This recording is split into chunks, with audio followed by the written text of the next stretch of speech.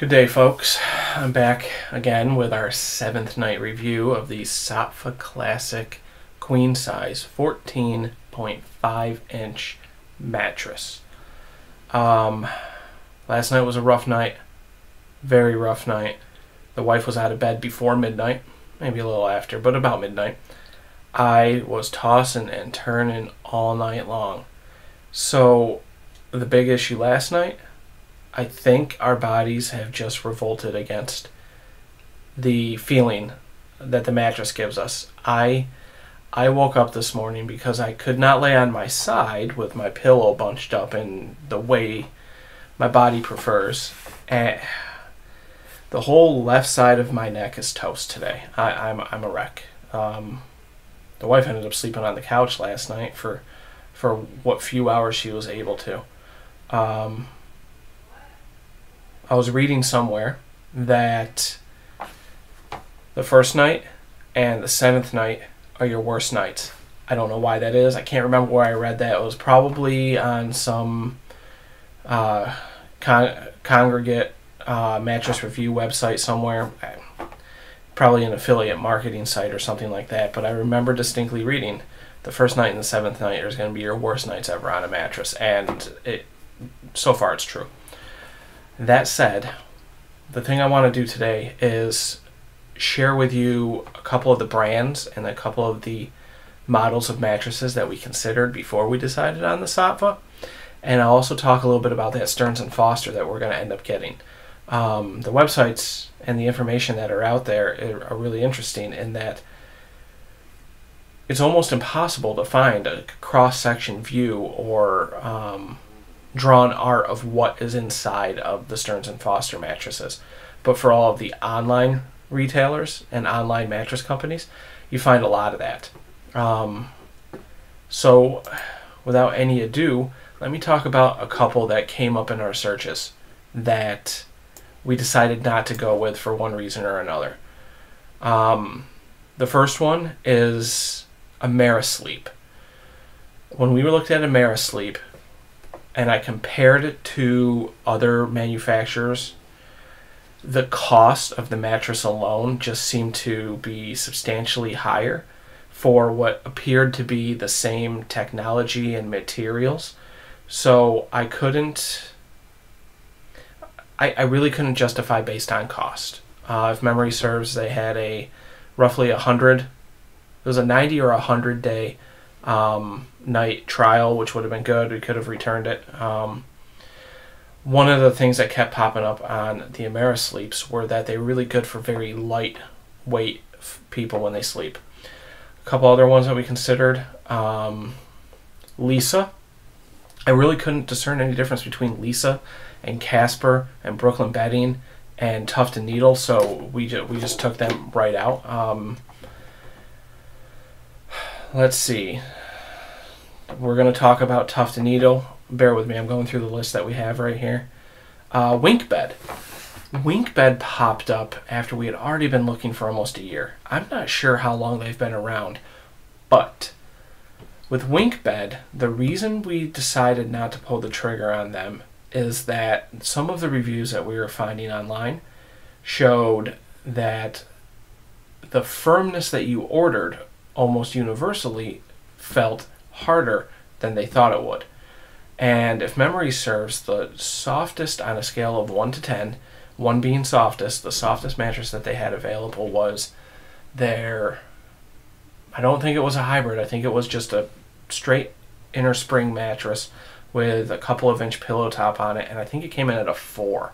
And so when you read some reviews that the mattress is harder, even months in, that it's harder than they say it is, and the softest that the website says they have is subjectively one number higher than the mattress that we were looking at, we decided just not even to chance that.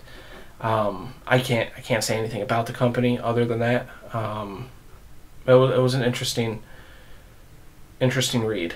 Puffy mattress. The one we looked at was the Puffy Luxe, I believe. Puffy was interesting, but the cost seemed to be higher than competitors that had very similar technology and materials. So we took them off the list pretty quick. Now let me look up. There's one other one, and I remember distinctly they marketed themselves as a 100% organic mattress. Organic materials, avocado. The Avocado Green Organic Mattress. Now this is one that was really interesting. They had, I believe, it might have been one or just two options. No, I'm on the website right now. They had a few different options. There was a couple of crib mattresses, which of course we're not going to share a crib mattress, but they had the Avocado Vegan Mattress, which is PETA approved. That's exciting. The Avocado Green Mattress, and then the Avocado Latex Mattress. Now, regardless of all this,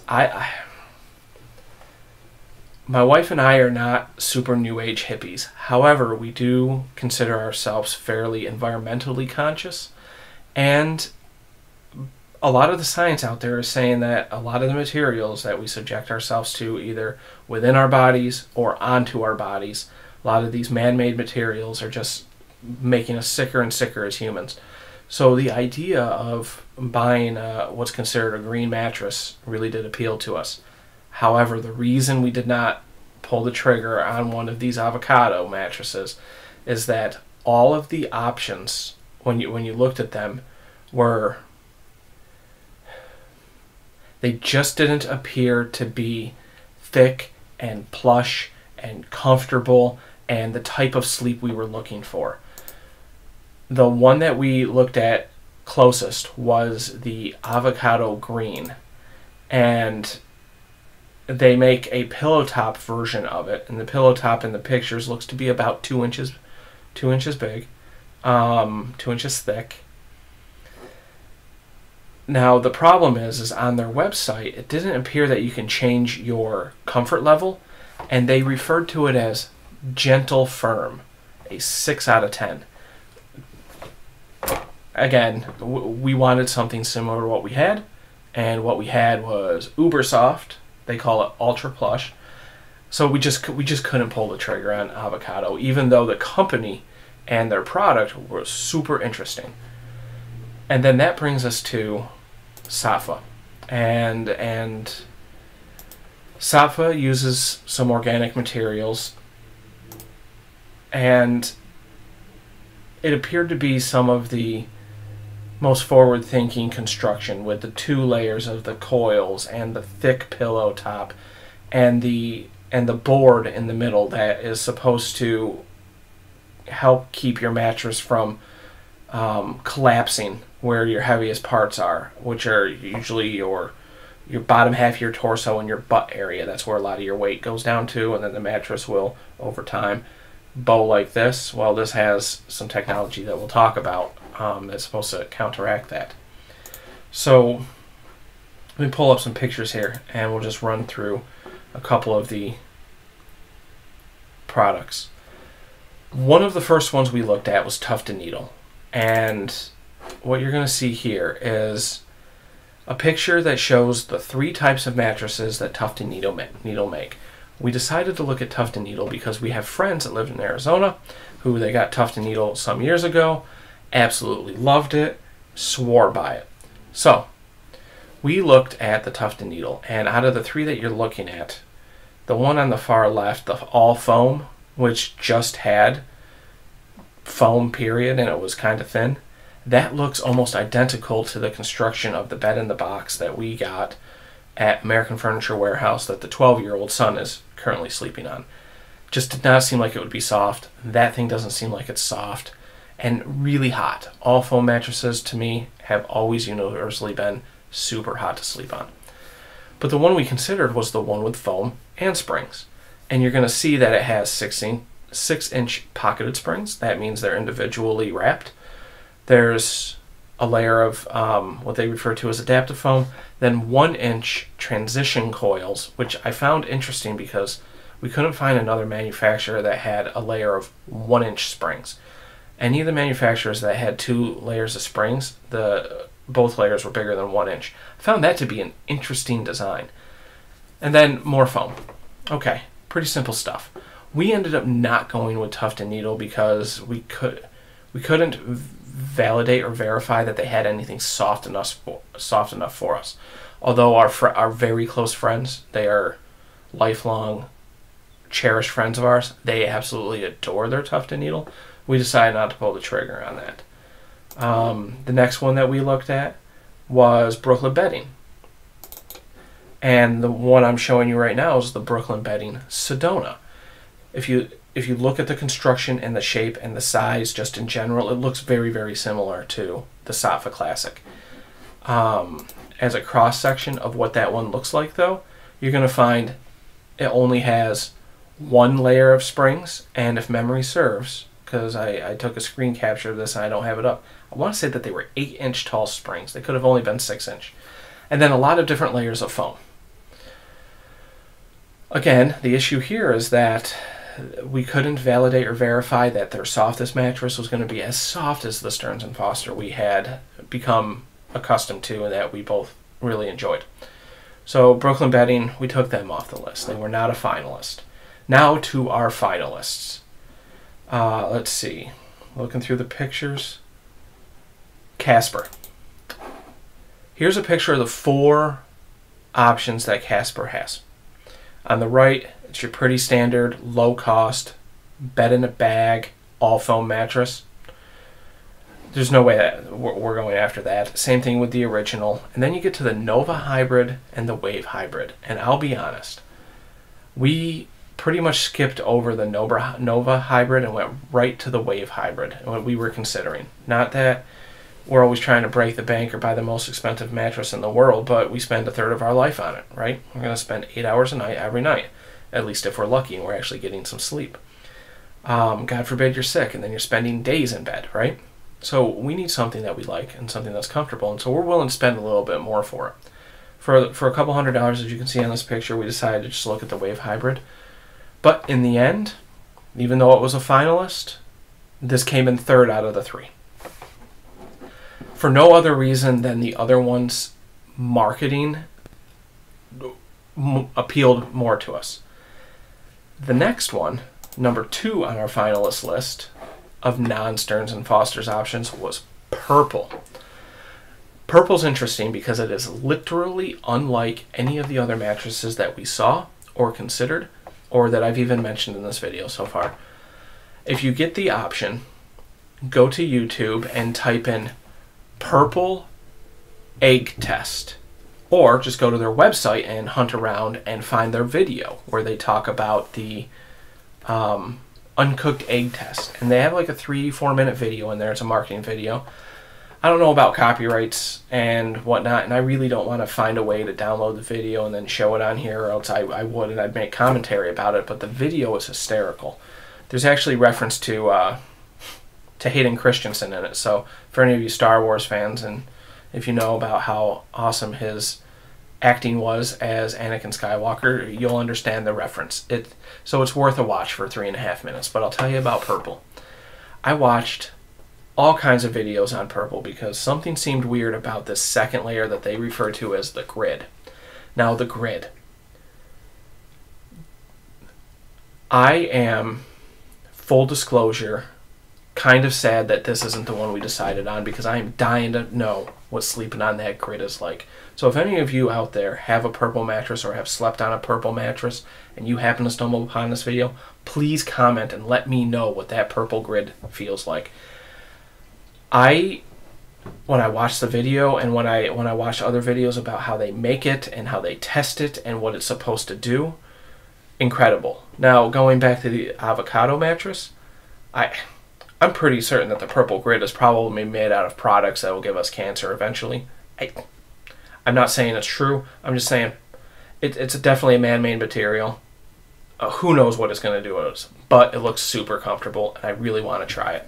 So purple came in number 2, but purple was not the number 1 finalist that we pulled our trigger on.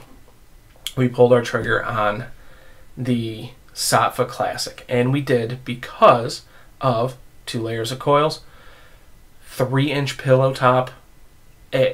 Construction wise and representation of the softness, when they say that it's a Plush Soft level 3, which converts to a number 8 if you flip the scale, which is what the old Stearns & Foster was.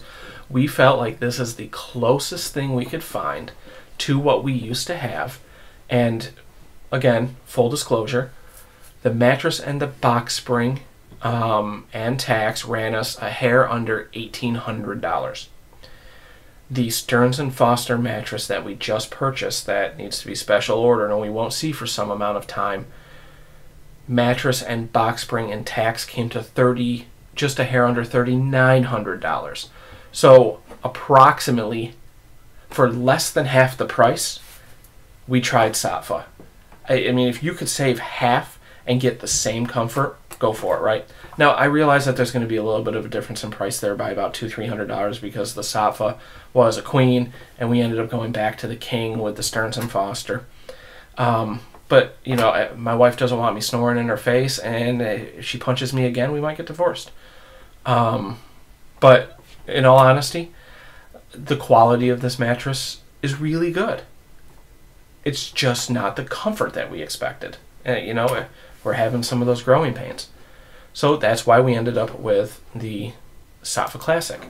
Now, finally, let me show you a picture of the old mattress. This is the picture of the old Stearns & Foster, the Abbey Lynn. They discontinued it sometime around 2012, 2013. I think it was purchased in early 2009 originally. We have the 5-inch split box spring with is about a 15-inch thick mattress, 16-inch thick mattress. You can see the pillow top on it is very thick. It's very sturdy built, right? It is a super heavy mattress. I've never lifted up a mattress that was heavier than that. And so the last thing I'll show you is what the current Stearns & Foster looks like. Now, the thing you're not going to find ever is a cross-section of Stearns & Foster. It's very clear that Stearns & Foster is a go-to-the-store and lay-on-it mattress brand. All the other brands that I just showed you, you buy it online, their marketing materials are in-depth, they want to sell you the bed without you laying on it. Stearns & Foster, all you find is pictures of the bed in different places, and then they show you on an adjustable base that it will work on an adjustable base and fold in half. Great, right? No cross-section. They don't really talk about the construction at all, and honestly, if I hadn't already been sleeping on a Stearns & Foster, I probably wouldn't even look at Stearns & Foster unless I tripped over it at the mattress store. But when you look at this, the construction is very similar to the Abbey Lynn I just showed you. It's got a super huge pillow top, which they refer to as a Euro top. I can't remember what the difference is. Something about the thickness or the density of the foam that's in it. And the rest of the mattress, I mean, it is the Abbey Lynn. It's just a different color. And I got to be honest, I like the blue color. So we're waiting for that. Those were our options. And, you know, for a 20-minute video, I wanted to share with you some of our thinking. In the end, the Saatva Classic is what we went with because it resembled the closest to what we were most comfortable on, and it's the only one. It came in rated the softest. However, I suspect from watching videos of Purple that Purple is probably a comparable, if not softer, level than what the Saatva represented themselves as, which was Plush Soft, number 3, scale of 1 to 10. You saw the top 3, and what we ended up pulling the trigger on, and then we ended up eventually ordering the Stearns & Foster anyways. So, what can I say? Night 7 was a rough night.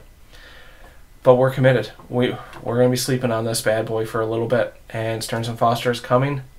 And I'm looking forward to, after a couple of nights on Stearns & Foster, where I can actually compare the two side by side. I'm really excited about that. I got nothing else for you. So until tomorrow, sleep well.